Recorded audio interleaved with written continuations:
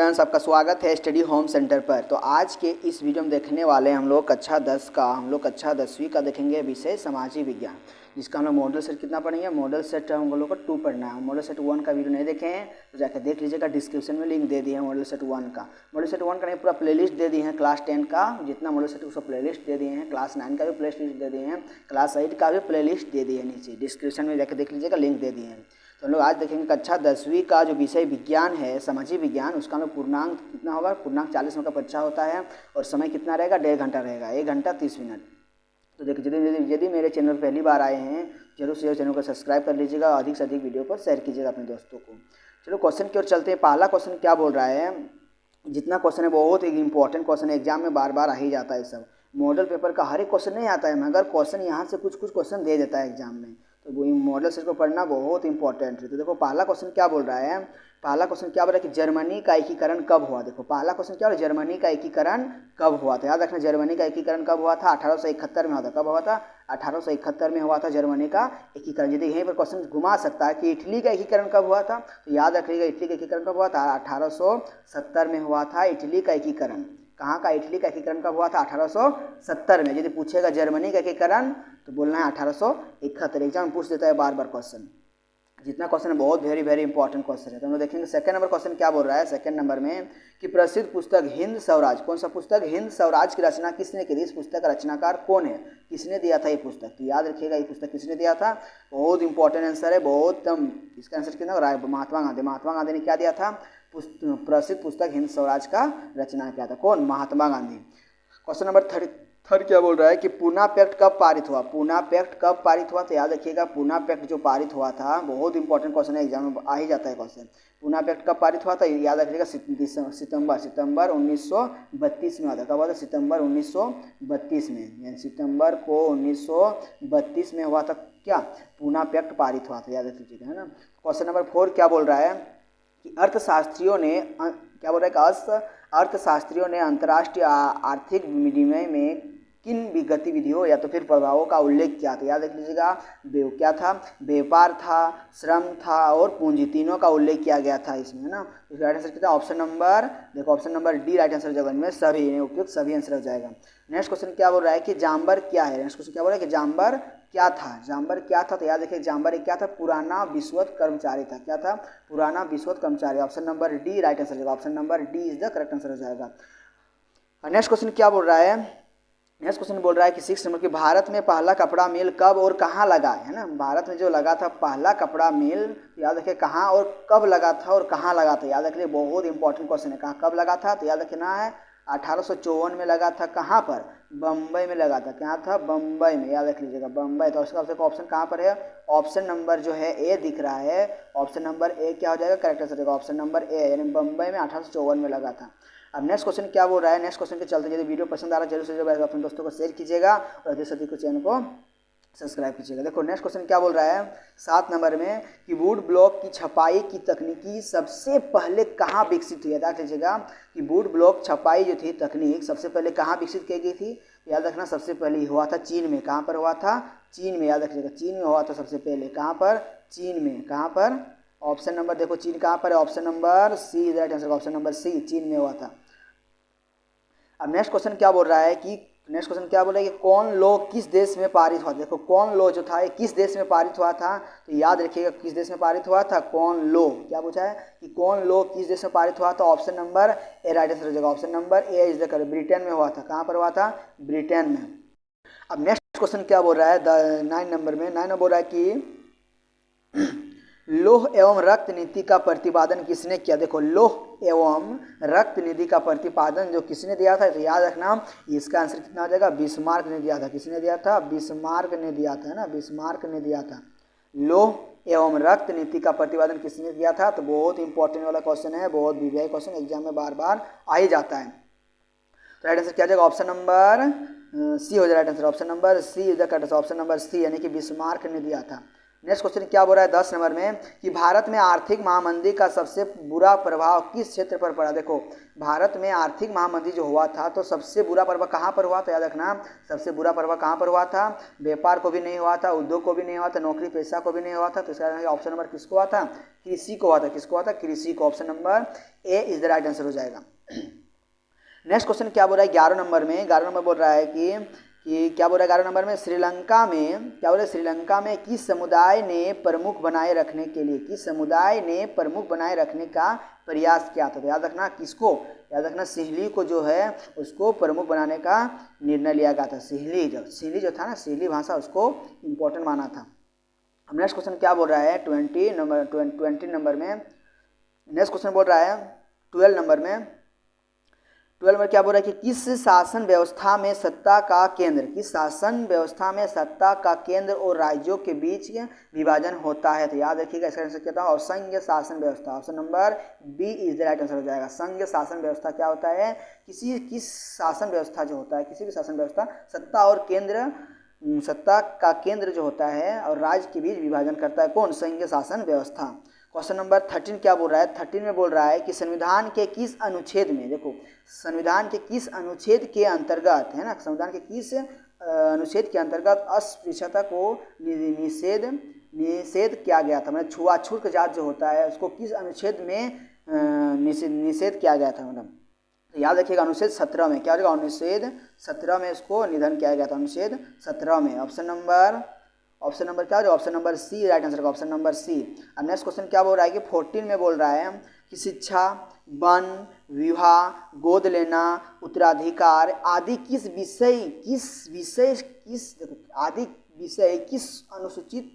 अनुसूची के अंतर्गत आते हैं। तो याद रखिएगा शिक्षा, वन, विवाह, गोद लेना, उत्तराधिकार जो है ये सब जो है अनुसूचित किस अंतर्गत के आते हैं। तो याद रखना समवर्ती सूची, किसके सूची के अंतर्गत, समवर्ती सूची के अंतर्गत आते हैं। Option number C is right answer, option number C is the right answer हो जाएगा। नेक्स्ट क्वेश्चन क्या बोल रहा है, नेक्स्ट क्वेश्चन बोल रहा है 15 नंबर में कि नर्मदा बचाओ आंदोलन का मुख्य उद्देश्य क्या था। देखो नर्मदा बचाओ आंदोलन का मुख्य उद्देश्य क्या था, वहाँ पर जो बांध बन रहा था उसको रोकना था, उसको क्या था, रोकना था। तो ऑप्शन नंबर बी हो जाएगा, बांध बनने से रोकना, जो बांध रहा था उसको रोकना था। नेक्स्ट क्वेश्चन क्या बोल रहा है कि 16 में बोल रहा है कि भारतीय राष्ट्रीय कांग्रेस की स्थापना कब हुई। देखो भारत राष्ट्रीय कांग्रेस की स्थापना कब हुई, बहुत इंपॉर्टेंट क्वेश्चन है, एग्जाम में आना ही क्वेश्चन का, ये क्वेश्चन आ ही जाता है एग्जाम में। एग्जाम को इसका आंसर क्या हो जाएगा, ऑप्शन नंबर बी हो जाएगा। ऑप्शन नंबर क्या हो जाएगा, बी, 1885 हो जाएगा। 1885 में भारतीय राष्ट्रीय कांग्रेस का स्थापना हुआ था, 1885 में। नेक्स्ट क्वेश्चन क्या बोल रहा है 17 में कि संयुक्त राज्य अमेरिका में नागरिक अधिकार आंदोलन कब हुआ था। तो कब हुआ था, 1954 से 1968 में हुआ था। Option number B is right answer हो जाएगा। नेक्स्ट क्वेश्चन क्या बोल रहा है कि संविधान की किस अनुसूची में भाषा का वर्णन है। देखो संविधान की किस अनुसूची में भाषा का वर्णन है। तो याद रखिएगा ये किस अनुसूची हो जाएगा, 8वीं सूची में। क्या हो जाएगा, 8वीं अनुसूची में भाषा का वर्णन किया गया है। किस सूची में, 8वीं अनुसूची में। नेक्स्ट क्वेश्चन क्या बोल रहा है 19 नंबर में बोल रहा है कि पंचायतों में महिलाओं के लिए कितने प्रतिशत आरक्षण का प्रावधान किया गया है। देखो पंचायती राज में जो है पंचायतों में महिलाओं के लिए कितने प्रतिशत आरक्षण का प्रावधान किया गया है। तो याद रखिएगा बहुत फेमस क्वेश्चन है, इसका आंसर आप कमेंट में दीजिएगा। हम बता ही देते हैं, इसका आंसर क्या था, ऑप्शन नंबर बी हो जाएगा। ऑप्शन नंबर बी, 33% जो था महिलाओं को आरक्षण मिला था, है ना। हम नेक्स्ट क्वेश्चन क्या बोल रहा है कि 20 नंबर में 20 क्वेश्चन क्या बोल रहा है कि विश्व में सबसे अच्छी, देखो विश्व में पूरा विश्व का बात कर रहा है, पूरा विश्व में सबसे अच्छी शासन व्यवस्था कौन सी मानी जाती है। सबसे अच्छी शासन व्यवस्था हम लोग किसको मानते हैं, लोकतंत्र सबसे अच्छी शासन व्यवस्था होती है, लोकतांत्रिक, है ना, लोकतांत्रिक हो जाएगा। Option number A is right answer हो जाएगा। नेक्स्ट क्वेश्चन क्या हो रहा है 21 में कि इनमें से किन राज्यों में काली मृदा पाई। देखो काली मृदा जो होता है कहाँ पर पाया जाता है सबसे अधिक, देखो काली मृदा किस राज्य में पाया जाता है, याद रखिएगा। देखो यहाँ पर ऑप्शन के हिसाब से यहाँ पर गुजरात हो जाएगा, ऑप्शन नंबर सी हो जाएगा। ऑप्शन नंबर सी जो है और राइट आंसर हो जाएगा। यानी गुजरात में क्या पाया जाता है, काली मृदा पाई जाती है। राजस्थान में नहीं पाया जाता, पंजाब में नहीं पाया जाता, हरियाणा में नहीं पाया जाता है, कौन, काली मृदा नहीं पाई जाती। कहाँ पाई जाती है, गुजरात में पाई जाती है। कहाँ पाई जाती है, गुजरात में। Option number C right answer हो जाएगा। 22 क्वेश्चन क्या बोल रहा है कि कार्बन क्या बोल रहा है क्वेश्चन नंबर, कार्बेट राष्ट्रीय उद्यान किस राज्य में है। देखो कार्बेट क्या बोल रहे हैं, कार्बेट राष्ट्रीय उद्यान किस राज्य में स्थित है। बहुत फेमस क्वेश्चन है, भूगोल का है, यहीं से 21 नंबर से भूगोल का शुरू हुआ है क्वेश्चन। तो उस राज्य में क्या जाएगा, ऑप्शन नंबर बी, यानी उत्तराखंड में क्या है, उत्तराखंड में क्या पाया जाता है, कार्बेट राष्ट्रीय उद्यान किस राज्य में स्थित है? तो याद रखना है उत्तराखंड में। कहाँ पर है स्थित? उत्तराखंड में हो जाएगा आंसर। नेक्स्ट क्वेश्चन क्या बोल रहा है? 23 क्वेश्चन, बहुत फेमस क्वेश्चन है, बहुत very very important question. 23 question है ना, बहुत इंपॉर्टेंट क्वेश्चन है, एग्जाम में आ ही जाता है बार बार।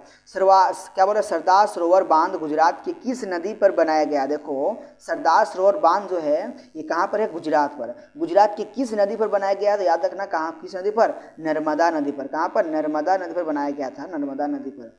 फिर 24 क्वेश्चन क्या बोल रहा है कि इनमें से किसे सुनहरा रेशा कहा जाता है? इधर डायरेक्ट मॉडल सेट का है, ऑफिशियल जो मॉडल सेट आया था ये लोग कोडरामा का मॉडल सेट है, जो हम लोग का झारखंड का मॉडल सेट जो रांची द्वारा जारी हुआ था। ये क्वेश्चन भी पूछा गया था, इनमें से किसे सुनहरा रेशा कहा जाता है? याद रखिए किसे कहा जाता है? जूट को। किसे कहा जाता है? जूट को हम लोग सुनहरा रेशा कहा जाता है। नेक्स्ट क्वेश्चन क्या बोल रहा है 25 नंबर में कि झारखंड में कोडरामा, देखो झारखंड में कोडरामा किस खनिज के लिए प्रसिद्ध है? झारखंड में जो कोडरामा है किस खनिज के लिए प्रसिद्ध? तो याद रखिए अभ्रक। क्या देगा? अभ्रक। ऑप्शन नंबर डी ऑप्शन हो जाएगा, option number D right answer हो जाएगा। 26 क्वेश्चन क्या बोल रहा है कि निम्न में से कौन सी एजेंसी सार्वजनिक क्षेत्र में स्टील बाजार में उपलब्ध कराती है? तो याद रखिएगा ऑप्शन नंबर बी हो जाएगा, ऑप्शन नंबर बी सेल है। इसमें क्या देगा? Option number B cell. देखो ए पर यहाँ दिया हुआ लेकिन ए इसका आंसर नहीं होगा, ऑप्शन नंबर बी हो जाएगा, option number B right answer हो जाएगा, ऑप्शन नंबर बी। अब नेक्स्ट क्वेश्चन क्या बोल रहा है 27 नंबर में कि भारत की समुद्र तट, देखो भारत की समुद्र तट रेखा की कुल लंबाई कितनी थी? 9 क्लास का भी क्वेश्चन है, 8 क्लास में 10 क्लास में क्वेश्चन पूछ दिया है ना कि समुद्र, देखो भारत में देखो समुद्र तट की, देखो भारत इस तरह होता है, नीचे वाला हिस्सा प्रायद्वीप वाला हिस्सा, समुद्र कहाँ से? गुजरात से शुरू होता है, गुजरात से पूरा इधर समुद्र है पूरा। तो समुद्र तट का जो भारत का जो है समुद्र तट का सीमा कितना लंबा होता है ये बताना है। तो समुद्र तट की लंबाई कितनी होती है? याद रखिएगा 9 क्लास का क्वेश्चन भी है, इसका होता है 7516 किलोमीटर। कितना होता है? 7516 किलोमीटर। नेक्स्ट क्वेश्चन क्या बोल रहा है? नेक्स्ट क्वेश्चन बोल रहा है कि भारत की पहली रेलगाड़ी कब चली? देखो भारत का जो रेलगाड़ी बनाया गया था ये सबसे पहले कब चली थी? तो याद रखिएगा 1853। ऑप्शन एक भी ऑप्शन नहीं सही दिया हुआ है, ऑप्शन नंबर क्या जाएगा? इसका राइट आंसर 1853 हो जाएगा, 1853। एक भी ऑप्शन सही नहीं है, इसको याद रखिएगा 1853 में भारत की पहली रेलगाड़ी चली थी। नेक्स्ट क्वेश्चन क्या बोल रहा है 29 नंबर बोल रहा है कि निम्न में कौन परंपरागत ऊर्जा स्रोत के उदाहरण है? देखो इनमें से बताना है कौन सा ऐसा स्रोत ऊर्जा है जो पहले से चल रहा है, पहले कई साल से चलते आ रहा है। देखो सौर ऊर्जा अब शुरू हुआ है, पवन ऊर्जा भी अब की बार हो रहा है ना, परमाणु ऊर्जा भी अब हो रहा है, लेकिन देखो ऑप्शन नंबर सी जो है कोयला जो वर्षों से चलते आ रहा है ना, जो खानदान से चलते आ रहा है कि कोयला जलाते आ रहा है आदमी लोग, है ना, option number C right answer हो जाएगा। देखो 30 क्वेश्चन क्या बोल रहा है कि 1932 में पृथ्वी सम्मेलन किस देश में आयोजित किया गया था? बहुत फेमस क्वेश्चन है, एग्जाम में बार बार इसको आना ही आना है। क्या बोल रहे हैं 1932 में पृथ्वी सम्मेलन किस देश में आयोजित किया गया था? याद रखिएगा किस देश में? ऑप्शन नंबर जो है सी ब्राजील। ब्राजील इसका राइट आंसर होगा, ब्राजील में किया गया था ना, किसमें? ब्राजील में। 31 क्वेश्चन क्या बोल रहा है कि देशों के विकास की तुलना करने का सबसे महत्वपूर्ण आधार क्या है? देखो देशों के बीच की तुलना करने का सबसे महत्वपूर्ण आधार एक ही है जिसको हम लोग बोलते हैं, क्या बोलते हैं? औसत आय। क्या बोलते हैं? औसत आय। और एक नाम से जानते हैं औसत, क्या नाम पता कौन सा उसका नाम होता है? इसका आंसर कमेंट कीजिएगा कि औसत आय को या दूसरे नाम से क्या जाना, इसको आपके आंसर कमेंट में आंसर देना है ना। देखो औसत आय, देखो यहाँ पर बोला कि देशों के विकास की तुलना करने का सबसे महत्वपूर्ण आधार क्या होता है? तो याद रखिएगा औसत आय। क्या होता है? औसत आय। औसत आय का और एक नाम से जानते हैं हम लोग, उसको आंसर कमेंट में बताना है, इसका आंसर कमेंट में बॉक्स में बता देना है कि इसका हम लोग क्या बोलते हैं औसत आय को दूसरा नाम से। 32 क्वेश्चन क्या बोला कि औसत आय को डैश, देखो यहाँ पर आ ही गया क्वेश्चन कि औसत आय को रूप में जाना जाता है, किस में जाना जाता है? इसका आंसर बता देते हैं, इसका आंसर तो मिल ही जाएगा। इसका आंसर क्या हो जाएगा? प्रति व्यक्ति आय। क्या हो जाएगा? प्रति व्यक्ति आय हम लोग जिसको बोलते हैं औसत आय। तो इसका देखो 31 और 32 सेम टू क्वेश्चन है, अभी बोले थे ना कि आंसर कमेंट में देना है कि औसत आय को हम लोग जानते हैं, किस नाम से जानते हैं? प्रति व्यक्ति आय के नाम से भी जाना जाता है। राइट आंसर हो जाएगा ऑप्शन नंबर सी। 33 का 32 का क्या है? Option number C right answer होगा, ऑप्शन नंबर सी प्रति व्यक्ति आय। 33 क्वेश्चन क्या बोल रहा है कि सेवा क्षेत्र में किस तरह की गतिविधियां शामिल होती है? तो याद रखना सेवा क्षेत्र में कि परिवहन, संचार, बैंकिंग, जहां पर सेवा का संबंध होगा। देखो option number C right answer, option number C right answer होगा, option number C right answer हो जाएगा। अब नेक्स्ट क्वेश्चन क्या बोल रहा है? यदि वीडियो जरूर से पसंद आ रहा है तो अपने दोस्तों को शेयर कीजिएगा, यदि मेरे चैनल नए हो तो जरूर से जरूर मेरे चैनल को सब्सक्राइब कीजिएगा और अधिक से अधिक लाइक कीजिएगा, कमेंट कीजिएगा ना। तो देखो नेक्स्ट क्वेश्चन क्या बोल रहा है, इस चैनल से आपको हर एक मॉडल सेट का सॉल्यूशन मिल जाएगा, सब्जेक्टिव एवं ऑब्जेक्टिव। अभी हम पहले ऑब्जेक्टिव को कवर कर रहे हैं, उसको सब्जेक्टिव भी कवर करेंगे। अब कमेंट कीजिएगा पहले आपको क्या चाहिए सब्जेक्ट में ऑब्जेक्टिव। अब नेक्स्ट क्वेश्चन क्या बोल रहा है 34 क्वेश्चन क्या बोला है 34 में कि जीवन बीमा की गतिविधि है। देखो जीवन बीमा की गतिविधि कैसा गतिविधि है? तो याद रखना तृतीयक गतिविधि। कैसा? Option number C right answer, option number C is right answer हो जाएगा।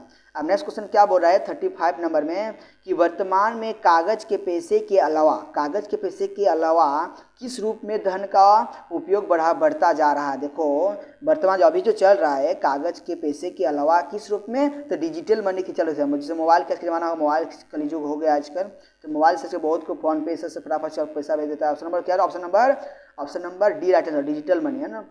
अब नेक्स्ट क्वेश्चन क्या बोल रहा है कि धन का आधुनिक रूप क्या है। धन का जो आधुनिक रूप क्या है, तो ये सिक्का और नोट होता है। सिक्का और note. Option number A right answer, option number A is the correct answer हो जाएगा। अब नेक्स्ट क्वेश्चन के चलते हैं। नेक्स्ट क्वेश्चन क्या बोल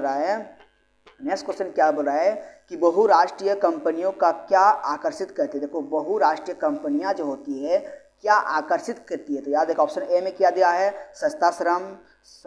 ऑप्शन बी में दिया है उत्पाद के लिए तैयार माल। ऑप्शन बी सी में दिया ए और बी दोनों। ऑप्शन डी में दिया हुआ इनमें से कोई नहीं। देखो इसका आंसर क्या आ जाएगा, ऑप्शन नंबर जो दिख रहा है, देखो यहाँ पर आप लोग बताइए, देखो ऑप्शन नंबर सोच ही लेंगे। ऑप्शन में क्या आ जाएगा कि बहुराष्ट्रीय कंपनियां का क्या आकर्षित करती है, तो याद रखिएगा क्या आकर्षित करती है, सस्ता श्रम और उत्पाद के लिए तैयार माल। इनमें से दोनों सही हो जाएगा, इनमें से दोनों सही हो जाए, ए और बी दोनों हो जाएगा। नेक्स्ट क्वेश्चन क्या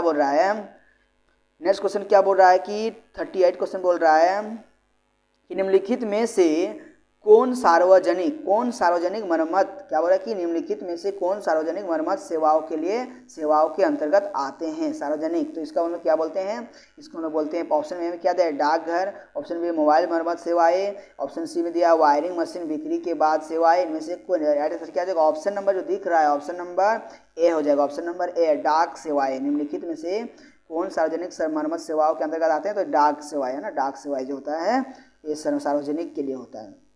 नेक्स्ट क्वेश्चन क्या बोल रहा है, सूचना का अधिकार। देखो सूचना का अधिकार अधिनियम कब पारित हुआ। देखो सूचना का अधिकार जो है अधिनियम कब पारित हुआ था, बहुत फेमस क्वेश्चन है, एग्जाम में आ ही जाता है क्वेश्चन, इस सब क्वेश्चन है ना, बहुत वेरी इंपॉर्टेंट क्वेश्चन है। यदि वीडियो पसंद आ रहा है तो जल्द से जल्द वीडियो को शेयर कीजिएगा अपने दोस्तों को, मैं आपसे यही अनुरोध करता हूँ। नेक्स्ट क्वेश्चन क्या बोल रहा है, नेक्स्ट क्वेश्चन सूचना का अधिकार अधिनियम कब पारित होता है, क्या ऑप्शन नंबर, देखो ये कब पारित होता है, याद रखना 2005 में पारित, कब हुआ था 2005 में सूचना का अधिकार पारित हुआ था, याद रख लीजिएगा। ऑप्शन नंबर कितना हो जाएगा, ऑप्शन नंबर सी हो जाएगा, option number C right answer का, option number C is the right answer हो जाएगा। अब लास्ट क्वेश्चन अंतिम क्वेश्चन है। अंतिम क्वेश्चन क्या बोल रहा है कि आरबीआई है ना, आरबीआई जिसको बोलते हैं भारतीय रिजर्व बैंक, क्या बोलते हैं भारतीय रिजर्व बैंक क्या बोल रहा है कि आरबीआई के निर्देशानुसार बैंकों को अपने पास कुल जमा राशि का कितना प्रतिशत नगद रखना पड़ता है। देखो आरबीआई जो बैंक जो होता है उसके हिसाब से निर्देशानुसार बैंकों को अपने पास कुल जमा राशि का कितना प्रतिशत नगद रखना पड़ता है, उसको कितना 15%, कितना हो जाएगा, ऑप्शन नंबर बी जो दिख रहा है, ऑप्शन नंबर बी क्या हो जाएगा, राइट आंसर होगा, 15% उसको नगद रखना पड़ता है ना। अब नेक्स्ट वीडियो में लाएंगे मॉडल सेट 3 लाएंगे, मॉडल सेट 4 लाएंगे, उसको सब्जेक्टिव लाएंगे है ना। इस तरह से पारी मॉडल सेट आते रहेगा। फिर 9 क्लास का भी आएगा, 10 क्लास का भी आएगा है ना, 8 क्लास का भी आएगा। इससे जिसका भी जो नहीं देखे डिस्क्रिप्शन जाकर देख लीजिएगा, डिस्क्रिप्शन लिंक दे दिए हैं, मॉडल सेट 1 का दे दिए, साइंस का भी छोड़ दिए हैं, देखो जाकर देख लीजिएगा, डिस्क्रिप्शन लिखा होगा क्लास 10 का मॉडल सेट 2022-23 का वहाँ पर लिखा होगा, उसको क्लिक कीजिएगा, अपने आ जाएगा, अपने आप वहाँ पर जितना हम लोग वीडियो छोड़ दिए हैं मिल जाएगा। तो चलते नेक्स्ट वीडियो मिलते हैं, धन्यवाद, थैंक यू।